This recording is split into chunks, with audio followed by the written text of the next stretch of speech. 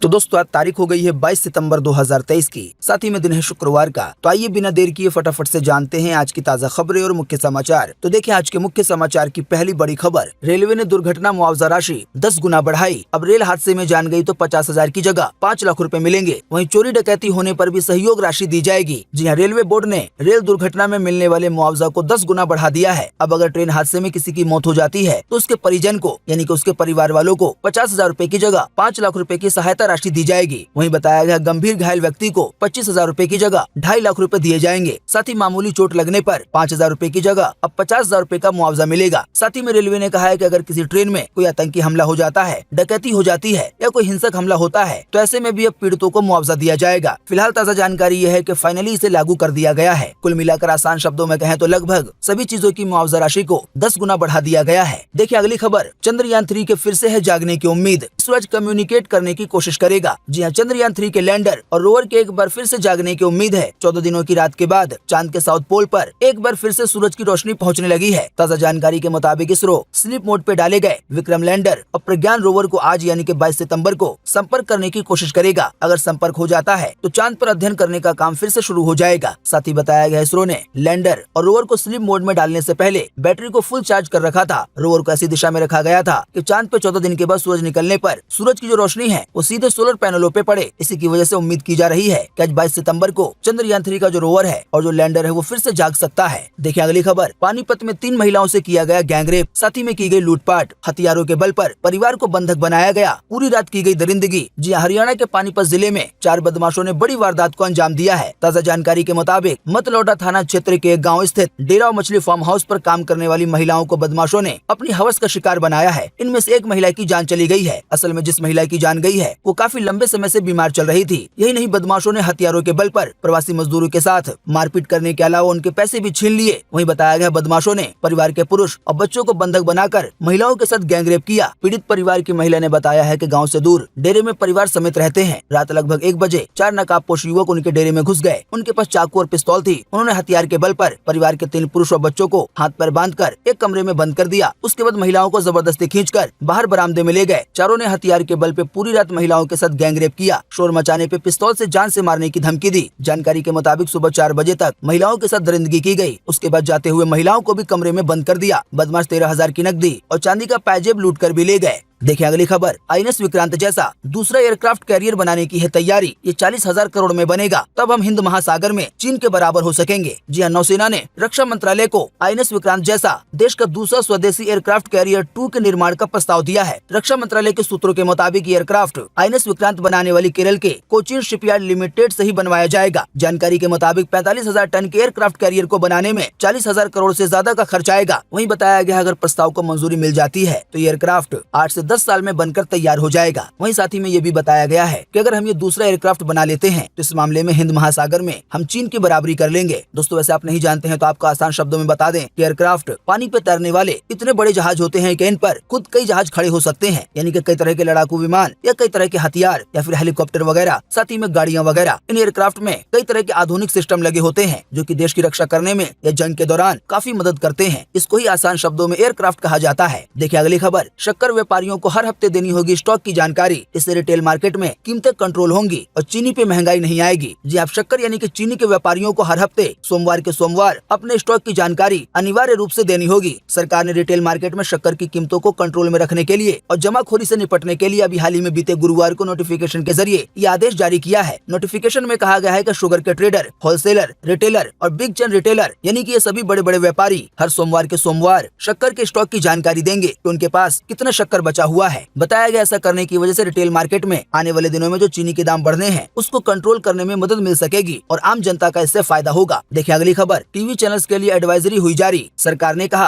अपराधी या आतंकियों को मंच मुहैया न कराएं। हालांकि सरकार ने किसी भी चैनल का नाम नहीं लिया। जी कनाडा के साथ जारी डिप्लोमेटिक टेंशन के बीच सूचना एवं प्रसारण मंत्रालय ने अभी हाल ही में बीते गुरुवार को टीवी चैनल्स के लिए एक एडवाइजरी जारी की है। इसमें सरकार ने टीवी चैनलों को ऐसे लोगों को चैनलों पर न बुलाने की सलाह दी है जो भारत विरोधी बयानबाजी करते हैं। एडवाइजरी एडवाइजरी में मंत्रालय ने कहा है कि हाल ही में ऐसे व्यक्ति को टीवी पे चर्चा के लिए बुलाया गया जिसपे गंभीर अपराध और आतंकवाद के आरोप हैं और वैसे संगठन से ताल्लुक रखता है जो भारत में बैन है। इस व्यक्ति ने कई टिप्पणियां की जो कि देश की संप्रभुता, अखंडता और सुरक्षा और मित्र देशों से रिश्तों के लिहाज से नुकसानदेह थी। इसी की वजह से सभी चैनलों को कहा जाता है कि जो भी बड़े बड़े अपराधी हैं या जो आतंकवादी हैं या जो लोग इससे जुड़े हुए हैं तो कोई भी टीवी चैनल उनको अपने यहाँ पे शो वगैरह में ना बुलाए। देखिए अगली खबर, 3 दिन में बने 2.5 लाख आयुष्मान लाभार्थी कार्ड, वहीं 10 लाख से ज्यादा लोगों को मुफ्त में मिली दवाएं। अभी हाल ही में बीते 17 सितंबर को शुरू हुआ था यह अभियान। जो आयुष्मान भव अभियान के लॉन्च होने के बाद से पिछले केवल 3 दिनों में 2 लाख से ज्यादा आयुष्मान भारत लाभार्थी कार्ड बनाए गए हैं। केंद्रीय स्वास्थ्य मंत्रालय ने अभी हाल ही में बीते गुरुवार को ये जानकारी खुद दी है। इस अभियान की शुरुआत बीते 17 सितंबर से पूरे देश में हुई थी। इस दौरान 10 लाख से ज्यादा लोगों को फ्री में दवाएं मिली हैं और 8 लाख से ज्यादा लोगों को फ्री में इलाज मिला है। वहीं मंत्रालय ने कहा है कि आयुष्मान भव अभियान के हिस्से के रूप में 30,000 से ज्यादा आयुष्मान मेले लगाए गए हैं। इस अभियान का मुख्य उद्देश्य, मेन मकसद भौगोलिक बाधाओं को पार करते हुए हर गाँव और कस्बे तक स्वास्थ्य के कवरेज का विस्तार करना है ताकि सभी लोगों का इलाज आसानी से, कम पैसे में या बिल्कुल फ्री में हो सके। देखिए अगली खबर, भारत ने कनाडाई नागरिकों के लिए वीजा किया बंद। इस पर कैनेडियन पीएम बोले, आरोप गंभीरता से लगाए हैं। इस पर भारत ने कहा डिप्लोमेट्स को धमकी मिल रही है। जी हां, खालिस्तानी आतंकी हरदीप सिंह निज्जर की हत्या के मुद्दे पर भारत और कनाडा के बीच तनाव बढ़ता जा रहा है। कनाडा में मौजूद भारत के वीजा एप्लीकेशन सेंटर ने बीते गुरुवार को कनाडा के लोगों के लिए वीजा सेवाएं सस्पेंड कर दी हैं। भारतीय विदेश मंत्रालय के प्रवक्ता अरिंदम बागची ने बीते गुरुवार को कहा है कि कनाडा में हमारे डिप्लोमेटिक यूनिट को धमकियां मिल रही हैं, वो अपना काम कर नहीं पा रहे हैं। यही वजह है कि वीजा की सेवाओं को सस्पेंड किया गया है। बीते गुरुवार रात को कनाडा के प्रधानमंत्री जस्टिन ट्रूडो ने बयान दिया, कहा कि हमारे यहाँ इंडिपेंडेंट जस्टिस सिस्टम है। साथ ही में कनाडा के प्रधानमंत्री ने आगे कहा कि हाउस ऑफ कॉमन्स में मैंने जो आरोप लगाए हैं वो हल्के में नहीं लगाए हैं, उसके पीछे पूरी गंभीरता है। साथ ही में कनाडा के प्रधानमंत्री ने ये भी कहा है कि हम तो भारत के साथ काम करना चाहते हैं। देखिए अगली खबर, गणतंत्र दिवस के मौके पर भारत के खास मेहमान हो सकते हैं अमेरिका के राष्ट्रपति जो बाइडेन। पीएम मोदी ने G20 में दिया था भारत आने का न्योता। जी अगले साल की शुरुआत में अमेरिकी राष्ट्रपति जो बाइडेन एक बार फिर से भारत के दौरे पे आ सकते हैं। वो गणतंत्र दिवस पर यानी कि 26 जनवरी के मौके पर राजकीय मेहमान हो सकते हैं। अमेरिकी राजदूत एरिक गारसेटी ने बीते बुधवार को इसकी पुष्टि की है। G20 शिखर सम्मेलन के दौरान जो बैठक हुई थी तो उस बैठक के दौरान प्रधानमंत्री मोदी ने अमेरिकी राष्ट्रपति जो बाइडेन को गणतंत्र दिवस के समारोह में भारत आने के लिए आमंत्रित किया था। तो फिलहाल अमेरिकी राजदूत के बयान से ऐसा मालूम होता है कि ये बात लगभग तय है कि अमेरिका के राष्ट्रपति जो बाइडेन 26 जनवरी के मौके पर भारत के दौरे पर आएंगे। देखिए अगली खबर, मोहाली में भारत और ऑस्ट्रेलिया का वनडे मैच होगा आज। जी हां, भारत और ऑस्ट्रेलिया के बीच आज यानी कि शुक्रवार को मोहाली में वनडे मैच खेला जाएगा। इस मुकाबले में ऑस्ट्रेलिया की टीम के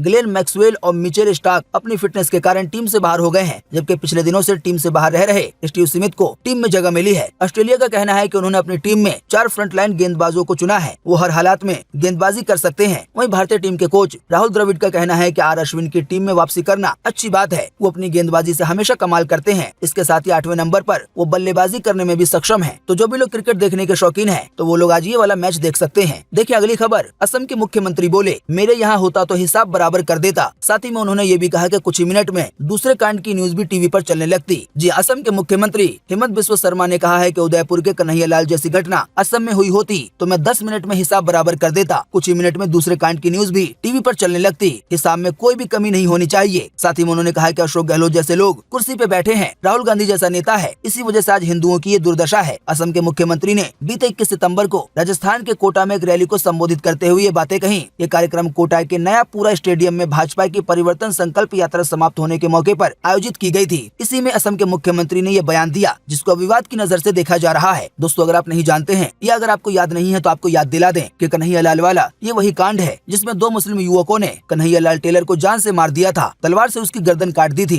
फिलहाल अभी वो दोनों जेल में बंद हैं। तो इसी कांड को लेकर, इसी घटना को लेकर असम के मुख्यमंत्री ने कहा है कि अगर मेरे राज्य में यानी कि असम में ऐसा हुआ होता तो इसका फटाफट से बदला ले लिया जाता 10 मिनट के अंदर अंदर। देखिए अगली खबर, बैंक डिपॉजिट के लिए खतरा बन रहा है म्यूचुअल फंड। रिस्क के बावजूद बीते 3 साल में 24.8% की रेट से बढ़ा है म्यूचुअल फंड में इन्वेस्टमेंट। जी हाँ, म्यूचुअल फंड की लगातार बढ़ती पॉपुलैरिटी से बैंक डिपॉजिट्स को तगड़ा कंपटीशन मिल रहा है। बैंक डिपॉजिट के लिए म्यूचुअल फंड कितना गंभीर है और कितना खतरनाक है इसका अंदाजा इससे ही लगाया जा सकता है कि बीते केवल 3 साल में म्यूचुअल फंड में इन्वेस्टमेंट का आंकड़ा लगभग 25% बढ़ गया है। कुल मिलाकर आसान शब्दों में कहें तो ये कहा जा रहा है कि लोग म्यूचुअल फंड में इतना ज्यादा पैसा लगाने लगे हैं, पैसे को इन्वेस्ट करने लगे हैं कि बैंकों के सेविंग अकाउंट में या एफडी अकाउंट में जो पैसा रखा जाता था उस पर खतरा मंडराने लगा है। ऐसा न हो कि आने वाले दिनों में लोग बैंकों में पैसा रखना छोड़ दें और अपने ज्यादा से ज्यादा पैसों को म्यूचुअल फंड में ही इन्वेस्ट करके रखें। दोस्तों, आप नहीं जानते हैं तो आपको बता दें, म्यूचुअल फंड में शेयर बाजार के मुकाबले यानी कि शेयर खरीदने या बेचने के मुकाबले काफी कम रिस्क होता है, लेकिन इसमें फायदा एफडी पे जो ब्याज मिलता है या सेविंग अकाउंट में जो ब्याज मिलता है उससे कहीं ज्यादा होता है। लेकिन साथ ही में आपको ये बात ध्यान रखनी होगी कि कभी कभार इसमें भी घाटा हो सकता है, क्योंकि असल में म्यूचुअल फंड कई शेयरों का ग्रुप होता है जिसे एक्सपर्ट हैंडल करते हैं।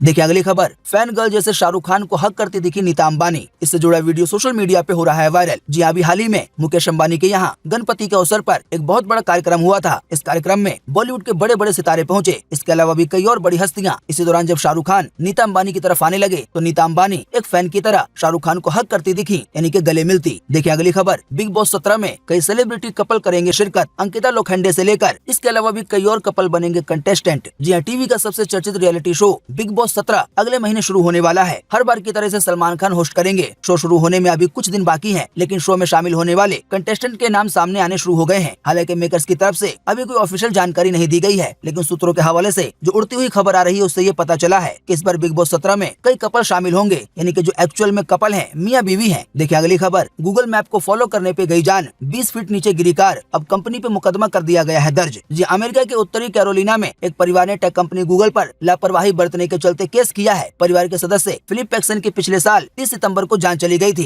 गूगल मैप फॉलो करने के कारण। बात यह है कि गूगल मैप एक ऐसे पुल का रास्ता बताता है जो कि गाड़ी जाने के बाद टूट जाती है, यानी कि वो पुल पहले से टूटा हुआ था। इसी की वजह से गाड़ी नीचे गिर जाती है और एक व्यक्ति की जान चली जाती है। तो इसी व्यक्ति के परिवार ने गूगल पे केस कर दिया है कि गूगल ने इस मामले में लापरवाही बरती है। देखिए अगली खबर, महिला आरक्षण बिल राज्यसभा में सर्वसम्मति से हुआ पास। 5 दिन का विशेष सत्र 4 दिन में हुआ खत्म। लोकसभा राज्यसभा अनिश्चितकाल के लिए कर दी गई अब स्थगित। जी हाँ, संसद के स्पेशल सेशन के चौथे दिन यानी कि बीते रोज राज्यसभा में महिला आरक्षण बिल पेश किया गया और ये बिल आसानी से राज्यसभा में भी लोकसभा के बाद सर्वसम्मति से पास हो गया। बिल के खिलाफ किसी ने भी वोट नहीं दिया। राज्यसभा में मौजूद सभी 214 सांसदों ने बिल का समर्थन किया। अब ये बिल राष्ट्रपति के पास भेज दिया गया है। उनकी मंजूरी मिलते ही ये देश का कानून बन जाएगा। आप नहीं जानते हैं तो आपको फटाफट से याद दिला दें कि ये कानून बनने के बाद देश की जो लोकसभा है और जो विधानसभा है उसमें महिलाओं का आरक्षण 33% हो जाएगा। यानी कि लोकसभा में या फिर राज्यों में जो विधानसभाएं हैं तो उनमें हर 100 नेता में से कम 33 महिलाएं होंगी, चाहे वो लोकसभा हो या राज्यों की विधानसभाएं हो। देखिए अगली खबर, G20 समिट में ड्यूटी करने वालों के साथ पीएम मोदी करेंगे डिनर। 22 विभागों के 2500 अधिकारी होंगे शामिल। साथ ही में पीएम मोदी सभी के साथ ग्रुप फोटो भी खिंचवाएंगे। जी हां, भारत की अध्यक्षता में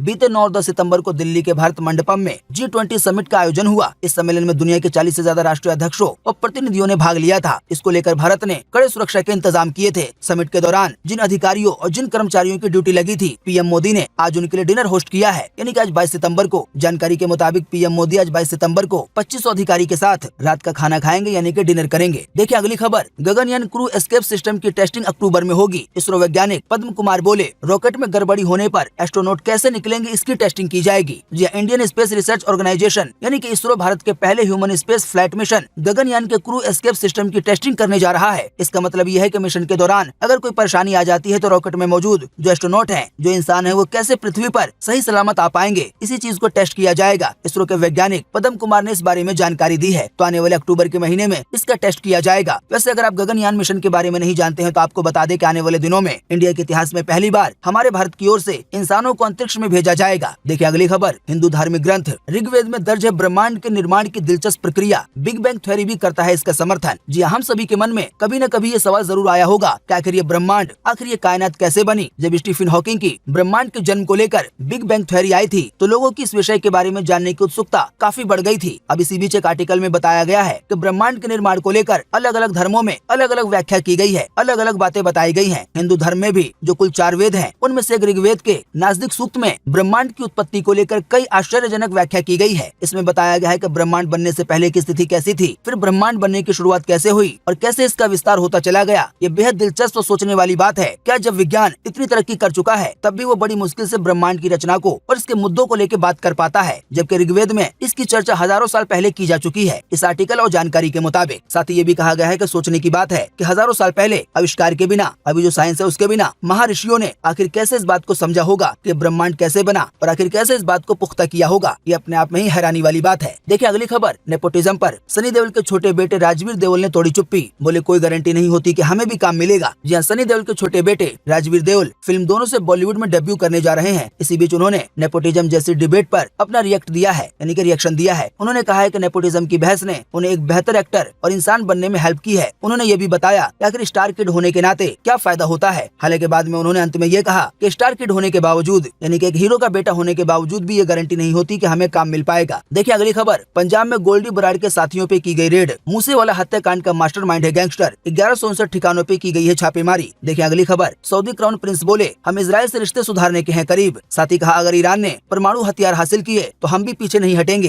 यानी कि हम भी परमाणु हथियार हासिल करेंगे अगर चीन ने परमाणु हथियार हासिल किया, ऐसा सऊदी अरब का कहना है। देखिए अगली खबर, मोटोरोला H40 न्यू स्मार्टफोन हुआ लॉन्च। कंपनी का है दावा कि ये दुनिया का सबसे हल्का स्मार्टफोन है। साथ ही में ये phone IP68 under water protection के तहत आएगा। शुरुआती कीमत है 23,999 रूपए। आप इसकी ज्यादा जानकारी मोटोरोला की ऑफिशियल वेबसाइट पे जाके ले सकते हैं। देखिए अगली खबर, भीड़ में बुरी तरह फंसे विकी कौशल लाल बागचा राजा के दर्शन करने के लिए गए थे। माता पिता भी साथ नजर आए, यानी कि बप्पा का आशीर्वाद लेने गए थे। देखिए अगली खबर, पहली बार पीएम की सभा में महिलाएं संभालेंगी जिम्मेदारी। नारी शक्ति वंदन विधेयक को लेकर जताएंगी आभार। आने वाले 25 सितंबर को जयपुर में होगी ये सभा। देखिए अगली खबर, जम्मू में पहली बार भारतीय वायुसेना का एयर शो होगा आज, यानी कि लड़ाकू विमानों के जरिए करतब दिखाया जाएगा और ये जम्मू में इतिहास में पहली बार होगा। जानकारी के मुताबिक ये एयर शो सुबह 9 बजे से लेकर 11 बजे तक चलेगा, यानी कि 2 घंटे। तो दोस्तों उम्मीद करते हैं कि आज की इस वीडियो से आपको काफी कुछ जानकारी मिली होगी। हम बस इसके बदले में आपसे इतना ही चाहते हैं कि आप इस वीडियो को लाइक कर दें और शेयर कर दें, क्योंकि आपका लाइक और शेयर करना ही होता है हमारी मेहनत का फल। वीडियो देखने के लिए आपका बहुत बहुत धन्यवाद। Thanks for watching.